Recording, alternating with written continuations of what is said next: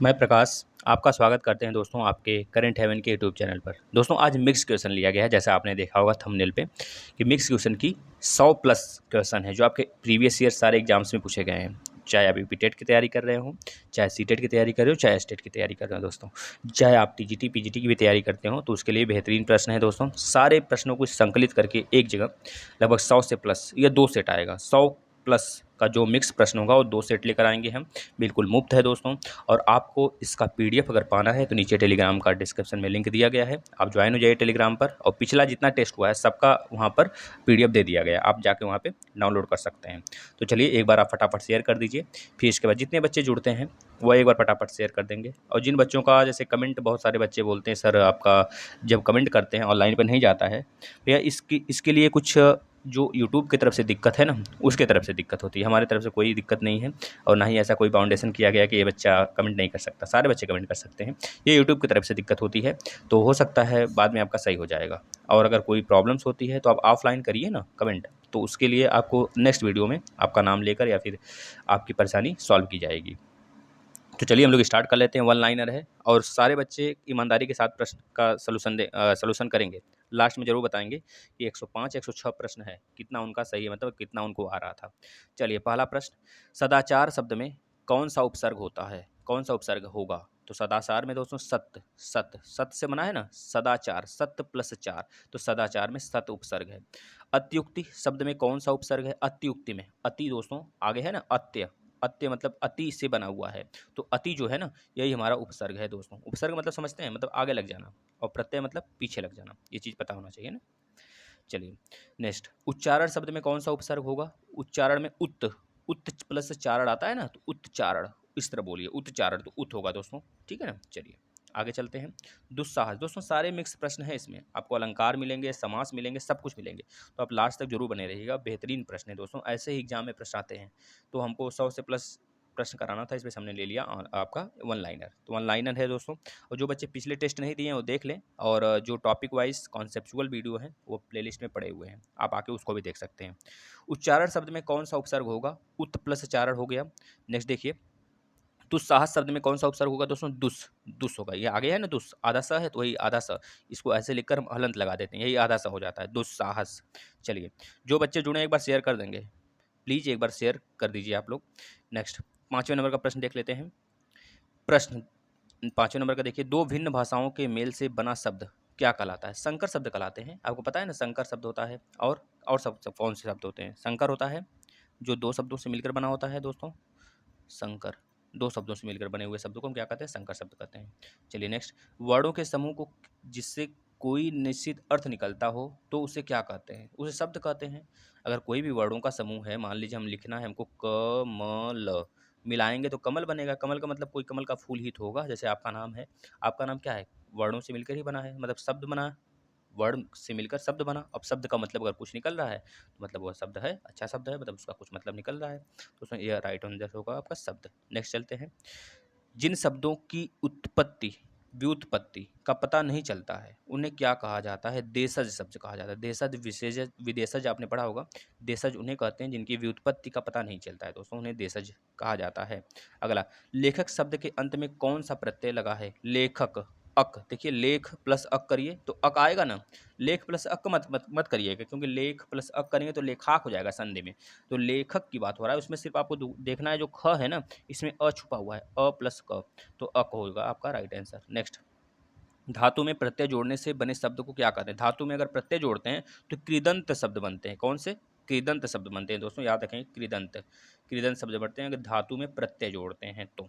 Next, उद्देश्य और विधेय किसके अंग हैं? तो आपको पता है उद्देश्य और विधेय हमने पढ़ा था विशेषण में, बेहतरीन तरीके से पढ़ा है दोस्तों। जिन्होंने भी नहीं देखा है विशेषण की वीडियो वो देख लेंगे, क्योंकि इसमें उद्देश्य और विधेय क्या होता है बहुत सारे बच्चे कंफ्यूज होते हैं। उद्देश्य विशेषण और विधेय विशेषण क्या होता है, सारी चीज़ें बताई गई हैं, आप देखेंगे जरूर।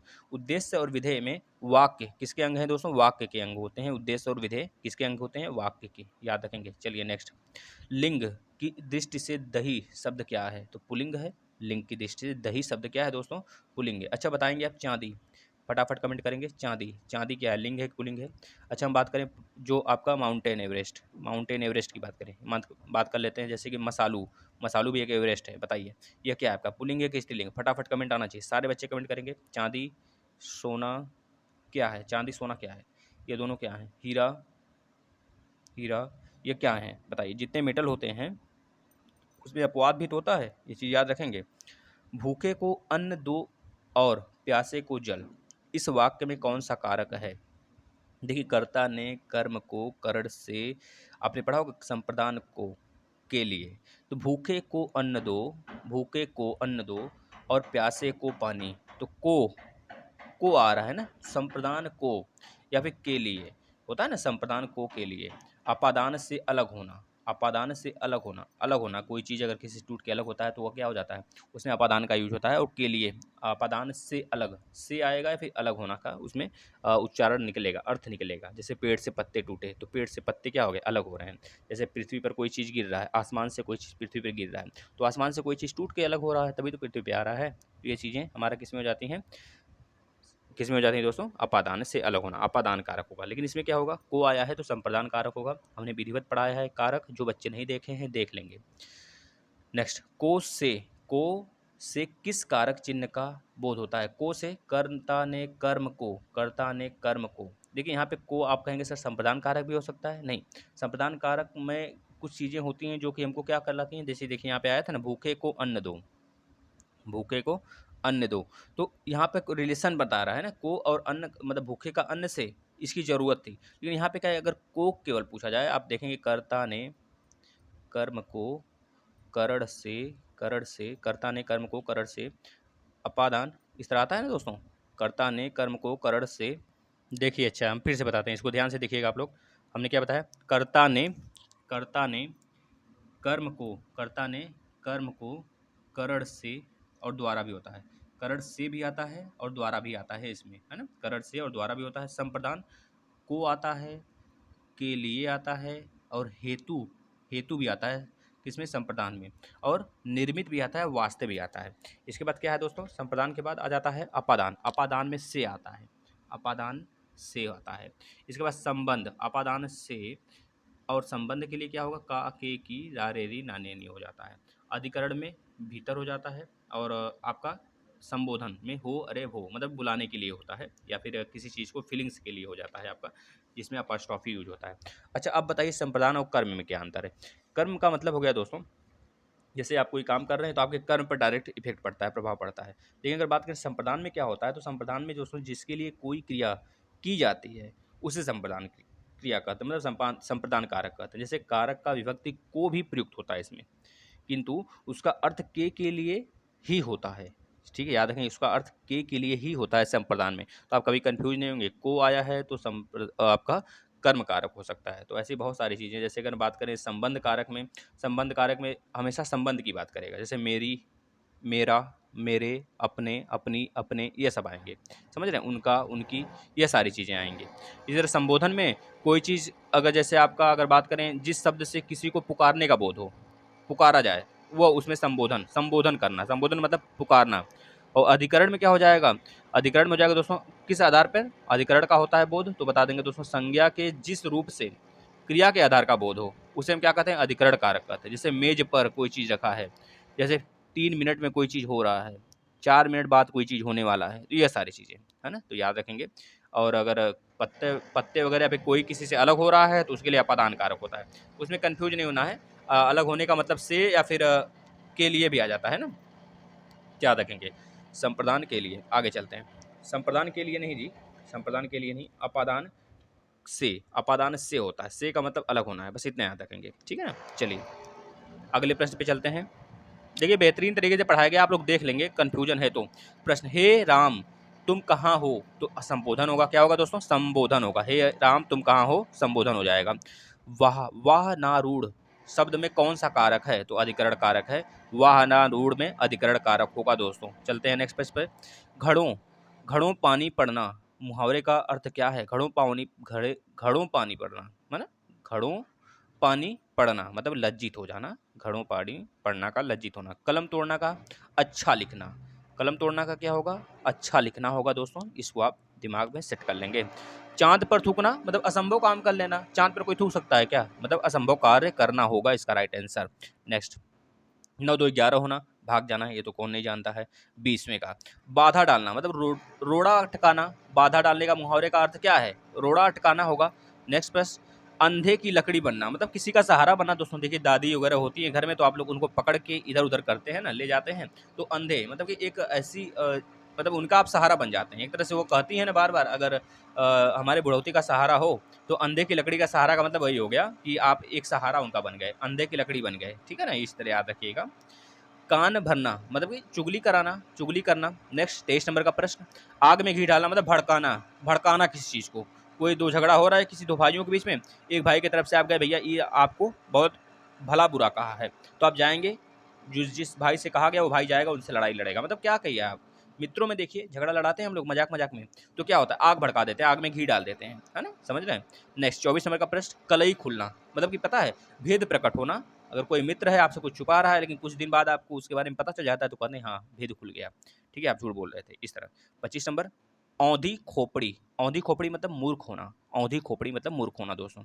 26 भीगी बिल्ली होना मतलब डर जाना। डर जाना दोस्तों। दोस्तों आप लास्ट तक बने रहेंगे, हम दिमाग बिल्कुल धड़ाधड़ प्रश्न कराते जा रहे हैं, आप लोग देखते जाइए, बस सुनते भी रहेंगे, एक दो बार इसे सुन लेंगे वीडियो को फिर से ना, क्योंकि इसमें से बहुत सारे प्रश्न रिपीट होते हैं, हर साल रिपीट होते हैं दोस्तों।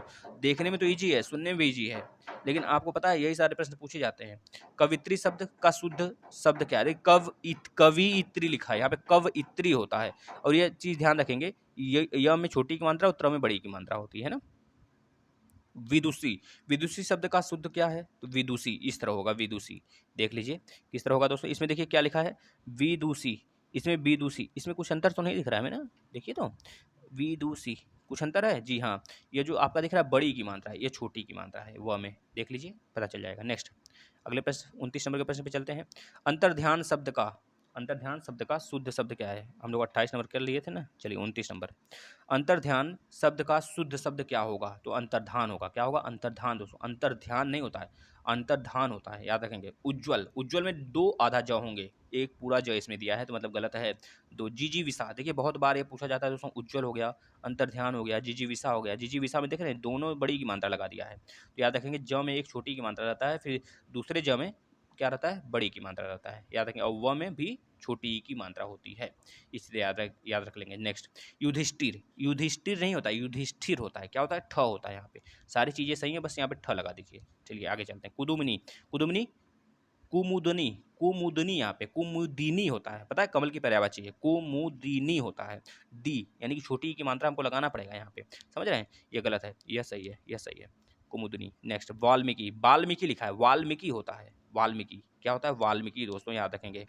चलिए नेक्स्ट अपर्युक्त, अपर्युक्त नहीं होता है, उपरयुक्त होता है, आपने लिखा हुआ देखा होगा। प्रज्वलित, प्रज्वलित नहीं होता है, प्रज्वलित होता है, प्रज्वलित नहीं होता है, प्रज्वलित होता है। क्या होता है? प्रज्वलित नहीं होता है, प्रज्वलित होता है, ये चीज याद रखेंगे, आधा ज होता है। नेक्स्ट परलौकिक, परलौकिक, पारलौकिक होता है दोस्तों, परलौकिक नहीं होता है, लोग बोलते हैं परलौकिक, लोगों का गलत उच्चारण होता है, यह पारलौकिक होता है, ये चीज याद रखेंगे। पारलौकिक, लेकिन यहाँ पे लौलिक लिख गया है तो याद रखेंगे लौकिक होगा, पारलौकिक होगा। बस यहाँ पे पा में आप लोग को लगाना था, यहाँ पे ल पे आप सही कर लेंगे, यहाँ पे पारलौलिक लिखा है ना, पारलौकिक कर लेंगे दोस्तों, याद रखेंगे। नेक्स्ट 38 नंबर आशीर्वाद। देखिए आशीर्वाद में कुछ अंतर दिख रहा है, वहाँ पे जो उड़नतुआ र जिसे बोलते हैं हम लोग, यह वाला जो स पे है ना, यह व पे हो जाएगा, इस तरह याद रखेंगे। नेक्स्ट शारीरिक, शारीरिक में देख रहे हैं जो मात्रा है उसमें गड़बड़ है, जो दूसरा र आया है उसमें बड़ी की मात्रा दे दिया, लेकिन छोटी की मात्रा रहेगा और पहले वाले र में बड़ी की मात्रा रहेगा। नेक्स्ट अनुग्रहित, अनुग्रहित नहीं होता, अनुग्रहित होता है। क्या होता है? अनुग्रहित होता है दोस्तों, अनुग्रहित होता है, याद रखेंगे, अनुग्रहित नहीं होता है। नेक्स्ट पूज्यनी, पूज्यनीय नहीं होता है, पूजनीय होता है। क्या होता है? पूजनीय होता है, मतलब यह सही है हमारा, याद रखेंगे। चलिए नेक्स्ट प्रश्न पे। तदुपरांत नहीं होता, तदुपरांत होता है। क्या होता है दोस्तों? बोलने को तो तदुपरांत लोग बोल देते हैं, लेकिन लिखा जाता है तदुपरांत, ये चीज याद रखेंगे। अगले प्रश्न की तरफ। प्राक कथन नहीं होता है, प्राक कथन होता है, आधा क उसमें आता है, आप अगर बोलेंगे दो तीन बार तो आपको पता चल जाएगा। अगले प्रश्न की तरफ। अनुसंगिक नहीं होता है, आनुषंगिक होता है दोस्तों। क्या होता है? आनुषंगिक होता है, ये चीज याद रखेंगे। नेक्स्ट अनिभिज्ञ, अनभिज्ञ नहीं होता है, अनभिज्ञ होता है। क्या होता है? अनभिज्ञ होता है दोस्तों, याद रखेंगे, यानी कि इसमें छोटी की मात्रा होगा। अगले प्रश्न की तरफ। उच्छृंखल क्या है? उच्छृंखल, उच्छृंखल होता है दोस्तों, उच्छृंखल। यहाँ पे अंक की मात्रा दे दीजिए, बस सही हो जाएगा। चलिए अगले पेज की तरफ। यहाँ पे जो आधा ख है उसको पूरा ख बदला, पूरा ख में लिख देना है। ठीक है दोस्तों। दोस्तों आप लास्ट तक जरूर बने रहिएगा, छोटा सा वीडियो है, वीडियो सेशन ज़्यादा बड़ी नहीं है। देखिए फटाफट हम कराते जा रहे हैं, आप लोग बस सुनते रहिए। और जिसको आ रहा है भैया लास्ट तक जरूर बताएगा कि हमारा मतलब हमको इतना आ रहा है। अपने बिल्कुल भी कॉन्फिडेंस अगर आप कर रहे हैं तो, अगर आपको कॉन्फिडेंस है कि हमारा 100 में से 100 मतलब कि 100 में से हमारा 95, 98, 90 प्रश्न सही हो रहे हैं, तो आप बिल्कुल ईमानदारी के साथ बताएंगे। नेक्स्ट 47 नंबर, प्रकारांत। प्रकारांत शब्द का शुद्ध शब्द है प्रकारांत, देखिए लिखा हुआ है प्राकारांत होता है। क्या होता है दोस्तों? प्रकारांतर होता है, प्रकारांतर, प्राकारांतर होता है, ये चीज़ याद रखेंगे। चलिए नेक्स्ट, व्यक्तिक। व्यक्तिक शब्द का शुद्ध शब्द क्या होगा? तो वैयक्तिक होगा दोस्तों। क्या होगा? वैयक्तिक होगा, ये चीज़ याद रखेंगे। नेक्स्ट, मृत्युंजय। मृत्युंजय, मृत्युंजय होता है, मृत्यु जन्य नहीं है, मृत्यु जन्य लिखा गया है। यहाँ पे देखिए मृत्यु जन्य लिखा गया है, ये गलत है दोस्तों, मृत्युंजय सही है, ये राइट आंसर है आपका।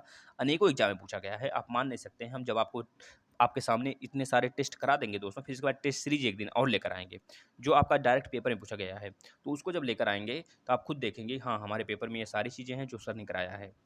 आप विश्वास करिए, बस आप देखते जाइए और करते जाइए, बाद में आपको इसका फल खुद ही मिलेगा। आप खुद ही देखेंगे, एग्जाम में बैठेंगे तो खुद आपको लगेगा हाँ सर के ही क्लास से आया है।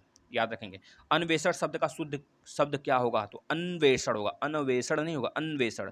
प्रादुर्भाव, प्रादुर्भाव लिखा है ना, प्रादुर्भाव होता है, प्रादुर् नहीं होता है, प्रादुर नहीं होता है, क्या होता है? प्रादुर होता है, प्रादुर्भाव होता है, ये चीज़ याद रखेंगे। नेक्स्ट, दीर्घायु। दीर्घायु नहीं होता, दीर्घायु होता है दोस्तों, दीर्घायु उड़ंतु अर। ज्ञानेन्द्रियां, ज्ञानेन्द्रियां लिखा हुआ है, आपको लिखना है ज्ञानेन्द्रिय। क्या लिखना है दोस्तों? देखिए इसमें क्या अंतर है, छोटा सा अंतर दिख रहा होगा, बताइए क्या अंतर है? क्या अंतर दिख रहा है? कुछ अंतर दिख रहा है? जी बिल्कुल दिख रहा है। यहाँ पे दिख रहा है बड़ी की मात्रा, यहाँ पे छोटी की मात्रा हो जाएगी। नेक्स्ट, पारिश्रमिक। पारिश्रमिक नहीं, क्या होता है? एक मिनट देखिए तो ये गलत दिखा है क्या?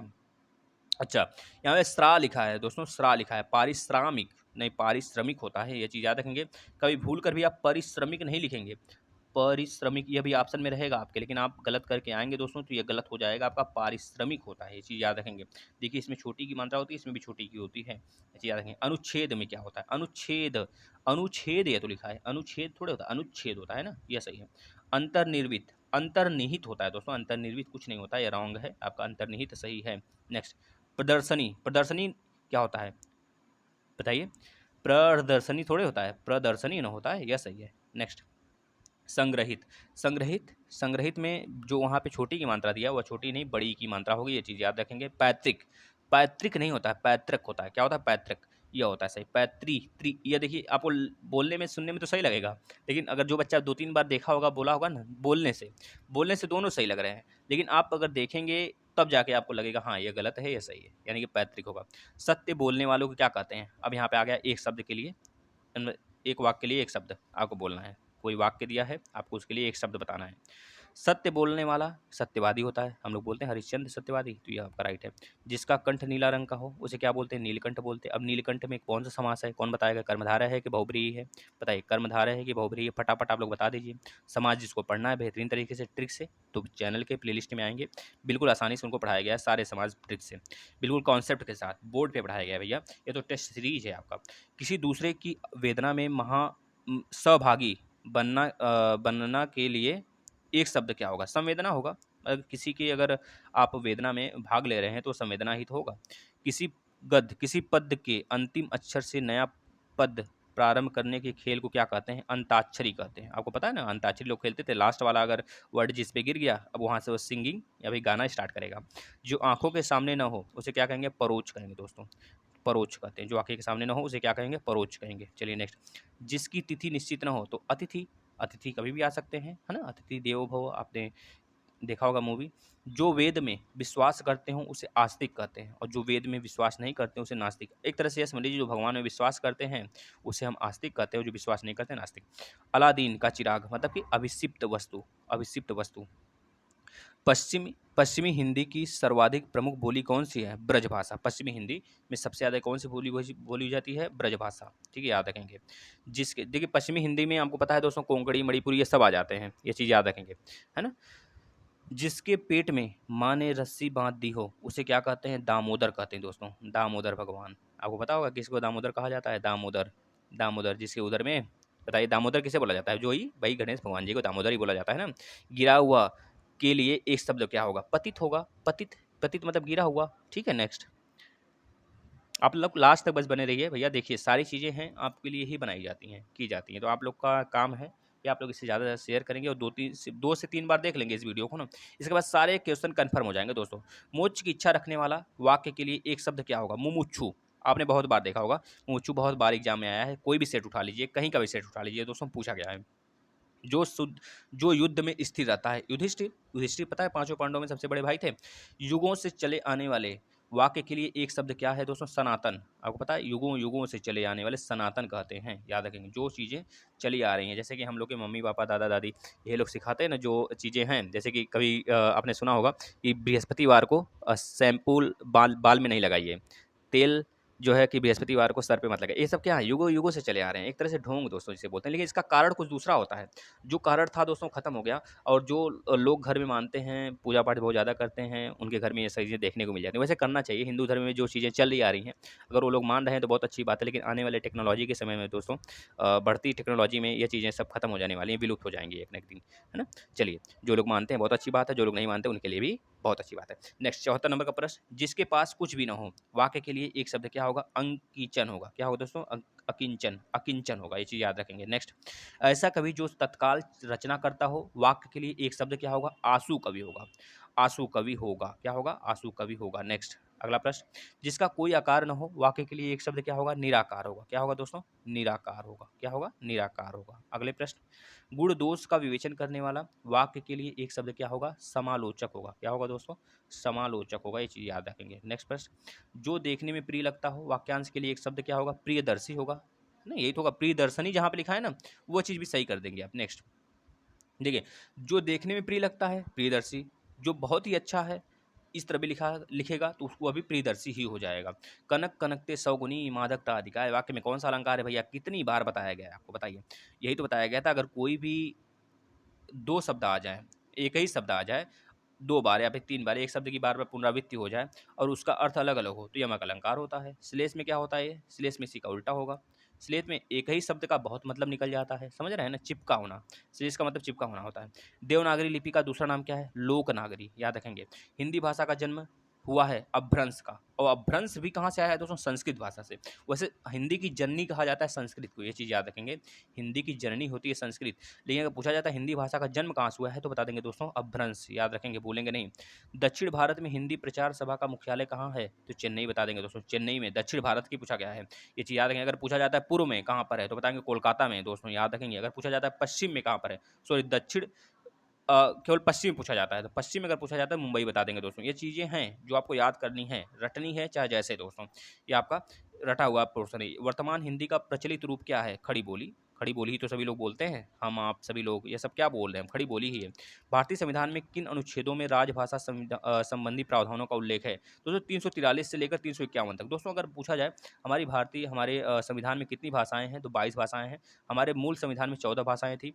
14 भाषाओं के बाद आपको पता है 8 भाषाएं कहाँ से आई, तो पता है आपको 21वां संविधान संशोधन 1967 में हुआ था। 1967 21वें संविधान संशोधन द्वारा 3 भाषा को जोड़ा गया, सॉरी 1 भाषा को जोड़ा गया। किसको? सिंधी को जोड़ा गया, सिंधी को जोड़ा गया दोस्तों, सिंधी को जोड़ा गया।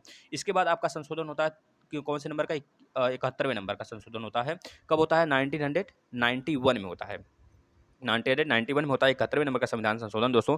उसमें 3 भाषाएं जोड़ी जाती हैं, कोंकणी, मणिपुरी, नेपाली, याद रखेंगे। फिर उसके बाद आपका लास्ट संशोधन जो होता है दोस्तों, जो कि 4 भाषाएं जोड़ी जाती हैं, कब होती हैं, तो बता देंगे 2003 में होता है दोस्तों। कौन कौन सा संशोधन है बता देंगे दोस्तों। कौन से नंबर का संशोधन होता है वो? आपका यह हो गया आपका, 1 मिनट रुकिएगा, कौन-कौन से हो गया? 21वें नंबर का संशोधन हुआ, फिर आपका 71वें नंबर का हुआ, फिर 92वें नंबर का संशोधन जो होता है, यह होता है दोस्तों 2003 में। इसमें 4 भाषाएँ जोड़ी जाती हैं, 4 भाषाएँ जोड़ी जाती हैं, ये चीज़ याद रखेंगे, तब जाके हमारे दोस्तों संविधान में 22 भाषाएँ टोटल हैं, ये चीज़ याद रखेंगे। नेक्स्ट, अधिकतर भारतीय भाषाओं का विकास किस लिपि में हुआ है दोस्तों? ब्राह्मी लिपि में हुआ है, ये चीज़ याद रखेंगे दोस्तों। कि ब्राह्मी लिपि में अधिकतम जो भारतीय भाषाएँ हैं दोस्तों, ब्राह्मी लिपि में हुआ है। हिंदी किस भाषा परिवार की भाषा है दोस्तों? भारूपीय परिवार बोलते हैं। यह बहुत बार एग्जाम में आया है दोस्तों, आपको पता होना चाहिए। भाषा के आधार पर भारतीय राज्यों का पुनर्गठन कब हुआ था दोस्तों? आपको पता है दोस्तों 1956 में ये गठन किया गया था जवाहरलाल नेहरू जी द्वारा। जब उनमें एक सदस्य थे, उनकी मृत्यु हो जाती है लगभग 55 या 52 दिन ऐसे कुछ अनशन पे वो बैठ जाते हैं। उसके बाद जब उनकी डेथ हो जाती है तो मजबूरन 1953 में एक कानून बनाया जाता है दोस्तों, राज्यों का पुनर्गठन भाषाई आधार पर एक कानून बनता है। इसी कानून के थ्रू 1956 में आंध्र प्रदेश को दोस्तों भाषाई आधार पर एक तरह से राज्य घोषित किया जाता है, याद रखेंगे। नेक्स्ट, तो गुजरात महाराष्ट्र भी एक भाषाई आधार पर ही बने हुए हैं। महाराष्ट्र से गुजरात अलग हुआ है 1 मई 1960 को, ये चीज़ याद रखेंगे। प्रश्न नेक्स्ट देखिएगा 88 नंबर का, हिंदी की आदि जननी किसे कहा जाता है? अभी हमने बताया दोस्तों संस्कृत को कहा जाता है। हिंदी दिवस कब मनाया जाता है दोस्तों? 14 सितंबर को मनाया जाता है, यह भी हमने बताया। भारतीय संविधान की 8वीं अनुसूची में कितनी भाषाएं दोस्तों? बता देंगे 22 भाषाएं हैं। कैसे आए सब हमने बता दिया आपको। प्रथम राजभाषा आयोग के अध्यक्ष कौन थे दोस्तों? डॉक्टर वीजी खेर थे। कौन थे? डॉक्टर वीजी खेर थे दोस्तों। राजभाषा अधिनियम कब पारित हुआ था दोस्तों? 1963 में पारित हुआ था, यह बात आप याद रखेंगे, यहाँ से मैक्सिमम क्वेश्चन पूछा गया है। भारतीय संविधान के किस भाग में राजभाषा संबंधी उपबंध है दोस्तों? भाग 17 में। भाग 17 में संविधान के किस संविधान के भाग 17 में दोस्तों राजभाषा संबंधी उपबंध है। ये चीज़ याद रखेंगे क्योंकि 17 में ही कहा गया है कि हमारी जो राजभाषा होगी वो क्या होगी? हिंदी है ना। राजभाषा क्या है दोस्तों? देवनागरी लिपि में होना चाहिए। 343 में आप पढ़े होंगे, 343 में भी यही बात कही गई है कि हमारी राजभाषा देवनागरी लिपि है। ये चीज़ याद रखेंगे दोस्तों। राज्य भाषा है, राष्ट्र भाषा हमारा कुछ नहीं है। राज्य भाषा हमारे हिंदी है, जो कि हम उसे कब अपनाए थे दोस्तों? 1949 में। 1949 कब? 14 सितंबर 1949 को अपनाए थे दोस्तों, याद रखेंगे। अगर पूछा जाता है उर्दू को कब अपनाया गया था? 1989 में अपनाया गया था दोस्तों, याद रखेंगे, राज्य सरकार द्वारा, याद रखेंगे दोस्तों। नेक्स्ट प्रश्न पे चलते हैं। प्रथम राजभाषा आयोग का गठन कब हुआ था? 1955 में हुआ था दोस्तों, याद रखेंगे। 95 नंबर का प्रश्न देखिए, 95।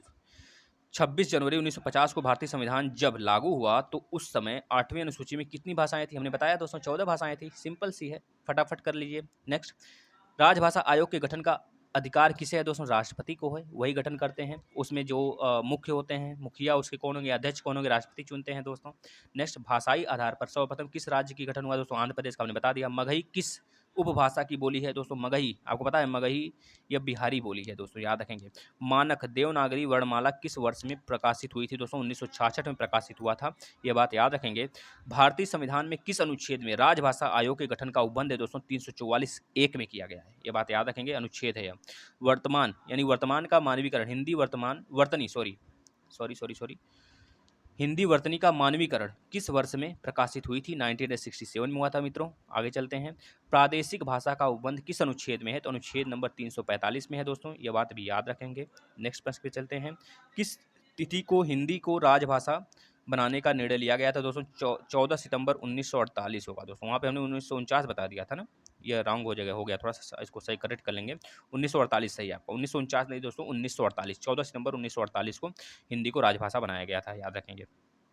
सरस्वती पत्रिका के यशस्वी संपादक कौन थे दोस्तों? महावीर प्रसाद द्विवेदी जी थे, याद रखेंगे। द्विवेदी युग हम बहुत अच्छे से पढ़ेंगे दोस्तों, बहुत ही जल्द आपके सामने सारी चीज़ें खत्म हो जाएंगी, आप धीरे धीरे बस देखते रहिए। पंडित प्रताप नारायण मिश्र किस जाति पत्र के संपादक थे? ब्राह्मण के दोस्तों। 105 प्रश्न थे, आप लोग जरूर बताएंगे आप लोग को कितने क्वेश्चन इसमें से आ रहे थे दोस्तों। अगर वीडियो सेशन आपको अच्छा लगता है या पहल अच्छी लगती है करंट हेवन का, दोस्तों ज़्यादा से ज़्यादा वीडियो शेयर करें, अपनी फैमिली जल्द से जल्द बड़ा करें दोस्तों। प्लीज़ आपसे एक रिक्वेस्ट है कि जितने भी बच्चे हैं UP TET, C TET, S TET या फिर अदर एग्जाम की तैयारी करते हो, जहाँ पे हिंदी पूछी जाती है, मैथ पूछी जाती है, करंट अफेयर पूछा जाता है, डेली सारे सेशन होते हैं, आप देखिए दोस्तों। और ज़्यादा से ज़्यादा दोस्तों एक रिक्वेस्ट है आप लोग से, सिर्फ एक रिक्वेस्ट है कि आप लोग ज़्यादा से ज़्यादा शेयर करिए और अन्य बच्चों को जोड़िए, जो बच्चे फ्री में शिक्षा लेना चाहते हैं। अगर आपको इसका PDF चाहिए तो आप टेलीग्राम, नीचे डिस्क्रिप्शन में लिंक दिया गया है टेलीग्राम का, ज्वाइन हो जाइए। और अगर लिंक मिल रहा है आपको तो डायरेक्ट आप टेलीग्राम ओपन करिए अपना और वहाँ पे सर्च करिए करंट हेवन खोलने के बाद देखेंगे करंट हेवन के नाम से आएगा और उसमें बच्चे हैं लगभग 300 के आसपास, तो आप उसमें जुड़ जाइए दोस्तों, है ना। चलिए फटाफट यह काम कर लीजिए और PDF चाहिए तो PDF डाउनलोड कर सकते हैं। धन्यवाद मित्रों।